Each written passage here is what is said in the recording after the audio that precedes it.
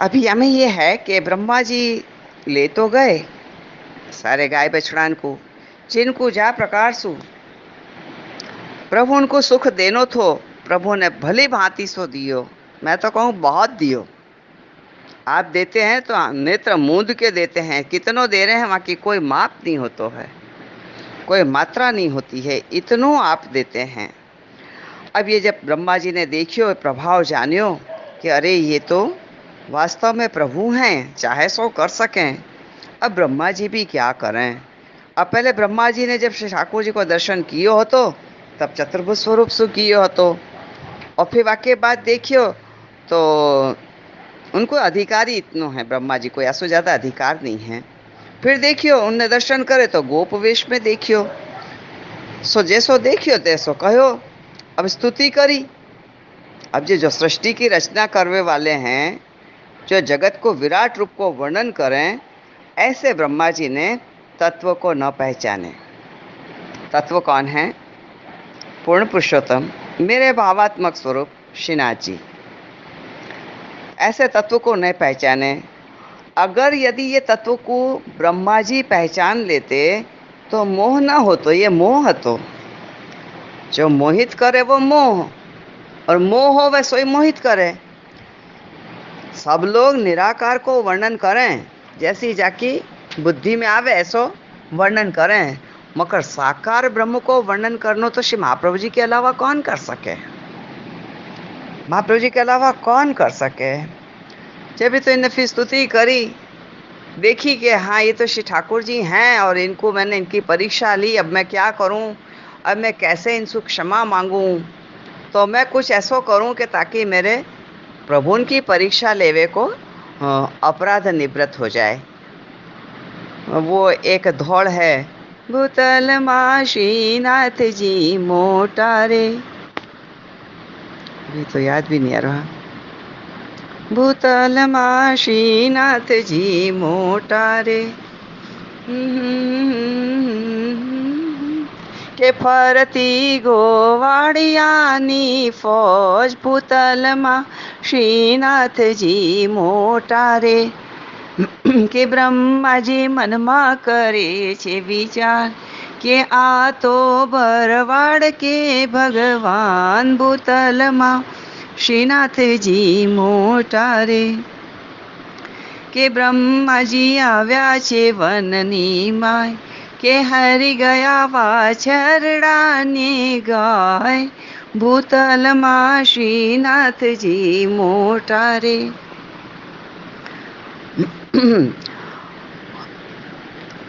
अरे आगे जाने का याद आ जाओ प्रभु। ऐसे तो पूरा धौल नहीं आवे, लेकिन जब साकार में उलझे तो उलझे, बाहर आना कितना मुश्किल है ना। हाँ, ए ब्रह्मा जी आव्या छे जड़नी माय, के कणिका खावाने माछलू थाय, भूतल माँ श्रीनाथ जी मोटा रे। ए जमीने उठ्या त्रिलोकना नाथ, के वालाजीए लुगड़े लूछा हाथ, भूतल माँ श्रीनाथ जी मोटा रे।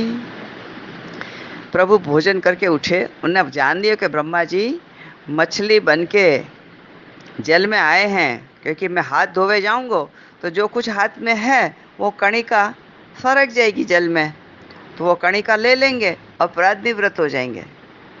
कणिका को बहुत महिमा है। हाँ, कहवाए क्या कणिका, कहवाए कणिका, पर है बहुत बड़ी, तो अपराध निवृत्त हो जाएंगे। तो प्रभु भी ऐसे तैयार हैं कि आप तो आरोग्य तो उठे, कि जमीने उठ्या त्रिलोकना नाथ, के वालाजीए लुगड़े लूछ्या हाथ। वो पीताम्बर तो ना अंगोछा जैसो कंधा पे, वहाँ पे हाथ लूछ लिए, धोए नहीं। तो ये इतनी बड़ी महिमा है कि महाप्रसाद की कणिका लेवे के लिए देवता मछली बन के जल में आ जाएं। बोलो कितनी बड़ी बात है। ये तो प्रसाद की बात है, तो साकार रूप की तो बात ही क्या कहनी। तो जाकी बुद्धि में जैसो आयो तो उन्हें वर्णन कियो, कैसो वर्णन कियो। कोई ने निराकार को ब्रह्मण वर्णन कियो, ब्रह्मा जी ने चतुर्भुज स्वरूप को वर्णन कियो, फिर गोप वेश देखियो तो ताही को वर्णन कियो। और जैसे जैसे देखते गए, वर्णन करते गए, मगर साकार ब्रह्म को तत्व श्री महाप्रभु जी बिना कौन वर्णन कर सके।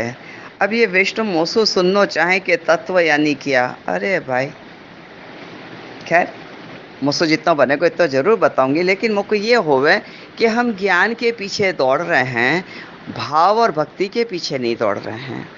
ज्ञान से हमको मिलेगा क्या, हम ठाकुर जी को समझ पाएंगे, पा तो नहीं सकेंगे ना। उनको पा लेना एक अलग बात है और एक समझ लेना एक अलग बात है। मेरी मति तो यही होवे कि एक लक्ष्य साध्यो है कि मोको मैं कभी never say I love you but you say I want you to give to Shrinath ji. मैं कभी श्रीनाथ जी को ये नहीं कहूँ कि प्रभु मैं आपको बहुत चाहूँ, अरे बहुत सारे चाहवे वाले, मैं क्या, मेरी मजाल क्या और हैसियत क्या। मगर एक बिनती श्री महाप्रभु जी के चरणारिंद में जरूर धरूँ कि मुझको श्रीनाथ जी चाहिए, मुझको श्रीनाथ जी चाहिए। कोई भी रूप सु, कोई भी नाम सु, कोई भी मेरी ज्या प्रकार की योग्यता हो वह प्रकार सु, पर एक मनोरथ ये है कि मुझको श्रीनाथ जी चाहिए। तो वैष्णव श्रीनाथ जी कैसे रूप से मिले बताऊं आपको, क्योंकि ये तत्व को प्रकट करने वाले कौन है, श्री महाप्रभु जी हैं। और श्री महाप्रभु जी को प्रागट्य भयो सो पुष्टि मार्ग प्रकट करवे को भयो, तासो आप कौन हैं, मार्गाधीश हैं। मार्गाधीश हैं, मार्ग के अधीश हैं। और वेद विरुद्ध को चलवे वाले मायावादी जो ब्रह्म को केवल निराकार माने हैं, तिनको साकार ब्रह्म को ज्ञान कराए के उनके मत को खंडन किए और अपने भक्तन को ये जताए कि साकार ब्रह्म श्री कृष्ण ही को मानियो, यानी कि अपने माथे विराजते स्वरूप। मेरे माथे जो भी लालन विराज रहे हैं, लेकिन मेरे लिए तो वो श्रीनाथ जी हैं। जबकि कि जय में जकी आसक्ति वही तो निकले हर सांसों के साथ, है ना। तो यह हिसाब से उन्हीं को मानियो, ये श्री महाप्रभु जी की आज्ञा है। और अवतारन को, वो और अवतार हैं तो सही, मगर वो साकार ही हैं, मगर वो मर्यादा मिश्रित हैं, मर्यादा मिश्रित हैं। जैसे कि अब मर्यादा मिश्रित को कैसे समझें हम, वो या बात इसको समझें कि अब हम अहमदाबाद में हूँ तो क्या और मुंबई में हूँ तो क्या, अपने घर में हूँ न, मुझको कहीं भी यदि जाने हो न, पैर चप्पल उठाए पर्स और चल पड़े, कोई चाहिए भाई न चाहिए कोई आदमी खबरदार सावधान करवे वालों ना रे ना, चल पड़े। अब मुझको शाक भाजी लेवे जाने को तो मस्त सब्जी मार्केट में कौन सावधान करेगो, कौन खबरदार करेगो, बोलो ये थोड़ी सब चले। हाँ, हम लोग तो मतलब बेटी जी हैं तो मोस्ट ऑफ एकदम नॉर्मल लाइफ जीती हूँ ना, तो हमको तो सारा कार्य अपने ही हाथ से करना है। हाँ, कहीं बैठक जी में जाएं और हवेली में जाएं तो निश्चित वो खबरदार सावधान वो चाहिए। तो वहाँ क्या आ जाए कि हमारे एक आचार्य पने की मर्यादा आ जाए, और यहाँ कोई मर्यादा नहीं है, पैर चप्पल उठाए और पाकी तो चल पड़े। तो ये क्या है कि ऐसे ही जो अवतार भय हैं, अन्य अवतार वो साकार तो हैं मगर मर्यादा मिश्रित हैं, तो उनसे हमको कोई प्रयोजन नहीं है। और हमको प्रयोजन कौन सो है, रसरूप पुरुषोत्तम साकार ब्रह्म है जो हमारे माथे विराज रहे हैं। हम उनको मूर्तिमंत क्यों जाने, हम उनको रसरूप ही क्यों ना जाने, क्योंकि हमारे भाव रूप ही तो ऐसे हैं कि उनको अपने भाव में ओत प्रोत कर देते हैं। तभी तो कई कि वो ब्रज देवी ने का करो गोपिन के ऊपर का दान किए कि मन में मन दीने, नेत्र में नेत्र दीने, वाणी में वाणी दीनी, हृदय में हृदय दीने। कितनी बड़ी बात कर दी ने। हमको तो कुछ कोई को देना हो तो विचार करें कि दें या नहीं दें। पहले तो सोचें कि पात्रता होएगी या नहीं होएगी, फिर ये सोचें कि ये हमारी वाहवाही करेगो या नहीं करेगो। अरे घेर गई वाहवाही, घेर गई वाहवाही, हमको क्या करें। वाहवाही के लिए हम थोड़ी कोई सत्संग कर रहे हैं, हम तो जो हमारे बड़े ने हमको समझाया है वह को रिपीट करते जा रहे हैं, ताकि ये सारी बातें, कृपा, स्वरूप, लीला हमारे को समझ में आवे। और जब कभी सन्मुख आके ठाड़ी हो जाए तो हम घबरा ना जाएं, बल्कि हम वहीं दंडवत करके उन्हीं में समर्पण कर दें। सो ये रसरूप पुरुषोत्तम साकार ब्रह्म हैं। तो गोपाल दास जी ने गाए हैं ना कि एवो मार्ग श्री वल्लभ वर्णो रे, जहाँ प्रवेश नथी विधि हरनो रे। जहाँ ब्रह्मा जी और महादेव जी को प्रवेश नहीं है, जहाँ वेद भी पहुँच नहीं सकें, जहाँ वेद के स्थापन को कहा प्रयोजन है, वहाँ कहें कि तो मार्ग के अधिकारी परख हैं, जैसो अधिकारी होए तैसो ही समझे। तो श्री महाप्रभु जी, श्री गोसाई जी और लोगन को तो, महाप्रभु जी गोसाई जी तो और लोगन को बड़े बड़े पंडित लगे कि बहुत बड़े पंडित हैं, और अपने निज भक्तन को तो साक्षात नंद कुमार के दर्शन भय। और ऐसे ही आपके जो वचन समझवे वाले हैं वही समझ सकें। जैसे गोपाल दास जी ने गाया ना कि ब्रह्म ज्ञानी ने मुक्ति मार्गी स्वप्ने नहीं व्यवहार। यह ब्रह्म को ज्ञान और यह मुक्ति को मार्ग मुझको तो नहीं खबर हो, मैं तो वर्णन ही नहीं कर सकूं, क्योंकि मैं कुछ आप प्रभु ने जा रस में डुबाए रखियो है, मैं वह रस में से बाहर आना चाहूँ ही नहीं। अब आप लोग पूछोगे कौन सो रस? अरे भक्ति रस, माधुर्य रस, कौन है कौन सा रस सुनना है? यही रस में डूबी भई हूँ, तो मैं वाई को वर्णन करूं, है ना? तो ऐसे है कि ब्रह्मज्ञानी ने मुक्ति मार्गी स्वप्ने नहीं व्यवहार। तो हम कोई भी बात की जानकारी रख के ज्ञान को बढ़ाना नहीं चाहें, बल्कि हम भाव को बढ़ाना चाहें कि हमारा भाव उत्तरोत्तर बढ़े। और हम ऐसा क्या करें कि जे प्रभु को रिझावें। प्रभु ने हमको जो कला दी है वो उन्हीं को विनियोग करें। उनको रिझावे के लिए तो ये कलाएं दी हैं, जो भी कला दी हैं।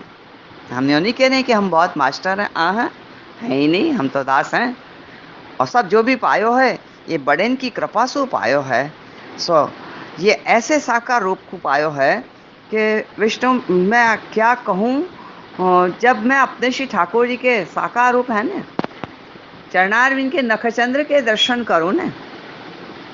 अभी कोई ने पूछो है 10 नखचंद्र को वर्णन करो, ठीक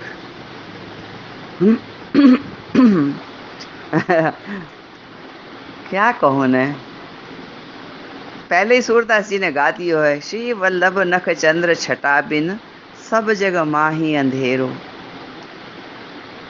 अंधेरो यानी अज्ञान। हमको ज्ञान से तो ये नखचंद्र को वर्णन कैसे हो सकेगा, लेकिन फिर भी मैं प्रयास जरूर करूंगी श्री महाप्रभु जी के चरणारी में दंडवत करते भय कि जहाँ तक मैं वर्णन कर सकूं अवश्य करूंगी। लेकिन जब मुझको आपको आवेश आएगा तभी करूंगी। आप बोलो कि अभी करो तो नहीं, मैं रेडियो नहीं हूँ क्या सिलोन लगा दो, विविध भारती लगा दो तो मैं बोलवे लग जाऊँ। नहीं, अभी तो दूसरों का चले ना, सिलोन विविध भारती कहाँ चले, ये तो हमारे ज़माना में चलता तो। ये तो अभी का रेडियो FM चले, रेडियो मिर्ची चले, है ना, कछु ऐसा चले ना।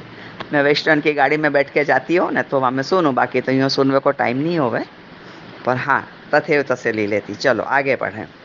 तो जब मैं अपने ठाकुर जी के चरणारविंद के दर्शन करूँ ना, इनके नखचंद्र इतने सुंदर हैं कि मैं उन्हीं में खो जाऊँ। असो आगे बढ़नो है, मुझको पंजा पे जानो है कि जहाँ आपने जेहर धरा रखे हैं, आपने अपने चरणारविंद के जो आभरण धरा हैं, अभी तो उष्णकाल है तो बड़े झूने जीने सुंदर सुंदर सुकोमल धराते हैं, फिर जैसा जैसा ऋतु अनुसार बढ़तो जातो है सब। तो ये भावात्मक हैं सब। वो आभरण जो वो ऐसे नहीं कि झांझर धरा दिए ने, तोड़ा ने, कड़ा ने, छागल ने, जेहर ने, ये सब नाम हुआ इसको मुझको नहीं पता, लेकिन इनके जो भाव रूप हैं जो श्री गोकुलनाथ जी अपने ग्रंथ में भाव भावना के रूप में करे हैं, तो जब मैं वहाँ खाली नखचंद्र के दर्शन करूँ तो वहीं अटक जाऊँ।